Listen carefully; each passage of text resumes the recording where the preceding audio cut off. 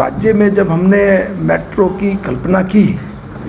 और मेट्रो के लिए हम लोगों ने होमवर्क शुरू किया, तो निश्चित रूप से कहीं ना कहीं एक विषय आया कि इसकी शुरुआत कैसे हो। और जो हमारे विपक्षी लोग हैं वो हमारी जब मजाक बनाते थे कि मेट्रो की बात ये लोग कर रहे हैं, लेकिन हमने उस समय मेट्रो में जो पहला काम किया था वो किया था मेट्रोपॉलिटन एरिया, जिसमें हमने हरिद्वार है, ऋषिकेश है, देहरादून है, रुड़की है, ये सारे क्षेत्र को मेट्रोपॉलिटन एरिया हमने घोषित करने का काम किया। इसके करने के बाद जो मेट्रो की एक परिकल्पना हुई, लेकिन मेट्रो में हमने कहा कि हम हरिद्वार, ऋषिकेश और नेपाली फार्म, देहरादून के अंदर, हरिद्वार के अंदर फर्स्ट फेज और सेकंड फेज में रुड़की,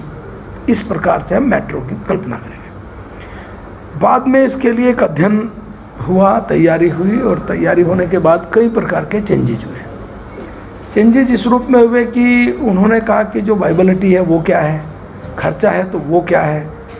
इन दोनों पर फोकस करके हुआ। तो उसमें उन्होंने कहा कि जो हरिद्वार से ऋषिकेश है वो मेट्रो वाइबल है, नेपाली फार्म से देहरादून है वाइबल है, लेकिन उसके लिए भी सेकंड फेज होना चाहिए, फर्स्ट फेज में वाइबल नहीं होगी। देहरादून के अंदर अगर हम मेट्रो डालते हैं तो मेट्रो डालने में जो देहरादून की खूबसूरती है, कई जगह वो अंडरग्राउंड जाएगी तो वैसा कॉस्ट बढ़ेगी, और ऊपर जाएगी तो जो यहाँ से मसूरी और इत्यादि देखने का एक दृश्य है, साइट सीन है, वो समाप्त हो जाएंगे। इसलिए तय हुआ कि यहाँ पर हम लोग रोपवे का बात करें। हरिद्वार में हमने कहा कि अगर मेट्रो अंदर जाएगी तो वो कई प्रकार का नुकसान होगा, जैसे बहुत बड़ी मात्रा में एक डेंसिटी वाला शहर है तो वो बहुत वहाँ तोड़फोड़ होगी, तो वहाँ हमने कहा कि वहाँ हम पीआरटी करें।